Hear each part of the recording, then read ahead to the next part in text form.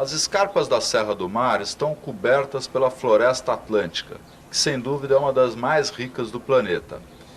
Tudo isso faz parte do Parque Estadual da Serra do Mar. E agora existe o Núcleo São Sebastião.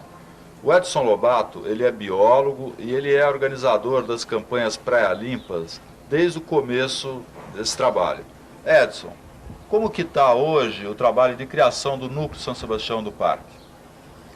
Bom, a gente desde 95 vem trabalhando no sentido de implantar o parque aqui em São Sebastião, porque antigamente só tinha em Ubatuba, Caraguatatuba, Cubatão, e o parque, na verdade, ele vai da divisa do estado do Rio de Janeiro até a divisa com o Paraná. E a partir de núcleos de desenvolvimento, como eu mencionei, Ubatuba, Caraguá e Cubatão, entre outros, que a partir desses núcleos você consegue desenvolver tanto a proteção, que é super importante, como a fiscalização, mas a educação ambiental, o ecoturismo, a pesquisa, que é super importante para a gente estar descobrindo quais são as espécies, tanto da flora quanto da fauna da Mata Atlântica. E a partir desses núcleos de desenvolvimento, como o mais recém-criado Núcleo São Sebastião, isso é muito importante para a gente poder desenvolver esses programas que são básicos e fundamentais para a gente poder desenvolver não só os trabalhos do parque, mas o município e a região como um todo. Ô Fredê, que o Edson Lobato, ele é também o Fredê, ele é conhecido por Fredê. Ô Fredê, e me diz uma coisa, nesse tempo de dinheiro curto, como é que se implanta um núcleo de parque? O início foi mais duro, até que a gente conseguiu desenvolver algumas parcerias, e por meio dessas parcerias nós conseguimos não só criar o Núcleo São Sebastião, fortalecer o núcleo, mas também conseguimos entrar num projeto chamado Projeto de Preservação da Mata Atlântica, que é um consórcio entre o governo do Brasil e da Alemanha, e que destina recursos e meios para que a gente possa trabalhar e desenvolver tudo aquilo que eu falei nesses programas básicos para a gente tocar o dia a dia do parque. E o parque, ele depende muito do público, né? O parque é a visitação pública, né?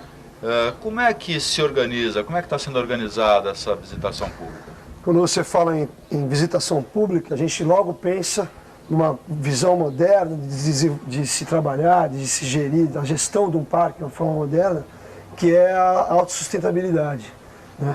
E se existe uma grande quantidade de pessoas, ou vamos pensar em termos de uma região metropolitana de São Paulo, com um monte de gente necessitando de ter contato com o meio ambiente, se sensibilizar um pouco mais, se integrar um pouco mais as questões ambientais.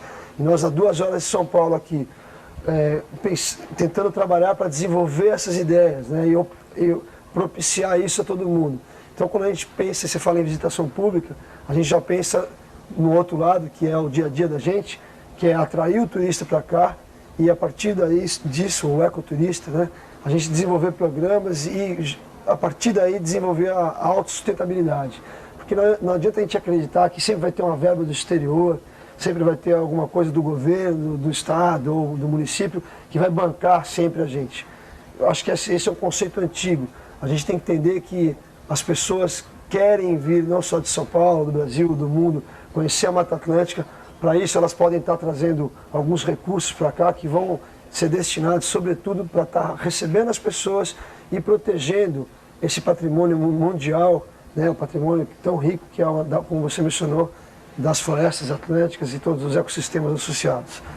Tá certo. Ô, Fredê, eu queria te perguntar uma coisa. Durante muito tempo havia aquela visão hipócrita, assim, de tentar disfarçar que existia um parque que é maravilhoso e não se procurava desenvolver o ecoturismo, como se ele pudesse prejudicar a mata, né? Hoje a gente acha que quem conhece preserva, né? Essa é a máxima hoje em dia. E como é que as pessoas fazem para visitar? Existe já gente preparada? Como é que está isso? Só trazer um pouco da história. Antes se tinha pouco conhecimento, o ecoturismo é alguma coisa nova, é algo novo. E antes os técnicos tinham um pouco medo, porque o turismo antigamente também era um turismo mais predatório. Hoje esse novo segmento do turismo é um turismo mais responsável, as pessoas têm maior consciência, buscam isso já. Essas pessoas que eu mencionei de São Paulo, do Vale do Paraíba também, que frequentam a região, elas necessitam desse maior contato com a natureza. Hoje existe um maior respeito à natureza, então hoje dá para se pensar em termos de desenvolver um programa de ecoturismo. Pensando nisso e já acreditando que o ecoturismo também vai trazer para a gente a própria proteção da mata, que na medida que se conhece, se gosta, na medida que se visita, se fiscaliza ou se monitora, a gente está investindo e já investimos na formação de monitores de ecoturismo, 30 ao longo do município, e além de estar capacitando essa turma para poder levar os turistas e conhecer a Mata Atlântica, as florestas e tudo, as cachoeiras, os poções, a gente também está querendo com isso não só desenvolver o município, desenvolver a região como um todo, o litoral norte como um todo, mas tentar agregar à luta alguns segmentos da sociedade civil, por exemplo, os hoteleiros, os donos de restaurante, que hoje também podem estar se valendo desse ecoturismo para atrair gente durante o ano, na baixa temporada, porque ainda a gente tem uma situação muito ruim aqui, que é ou tem muita gente no verão saindo pelo ladrão, atrapalhando, uma grande, usando a palavra da moda, uma grande muvuca, né? Muvuca. E depois durante o ano aquela coisa meio arrastada, as pessoas não ganham dinheiro, aí querem trazer sempre mais gente, enfim, não é uma coisa disciplinada, organizada, com gente que interessa, como é esse pessoal que hoje tem nesse segmento do ecoturismo. Então, quer dizer, resumindo tudo, nós acabamos de formar 30 monitores de ecoturismo e isso é um produto que está sendo, o São Sebastião, o Parque Estadual, é uma coisa que está sendo oferecida com critério técnico, com critério científico, com critério em termos de educação ambiental, para que a coisa não se degrade e a gente não mate a galinha dos ovos de ouro, que é essa região que basicamente pode ser traduzida como a qualidade do meio ambiente, a qualidade de vida que a gente encontra aqui. É isso que atrai o turista.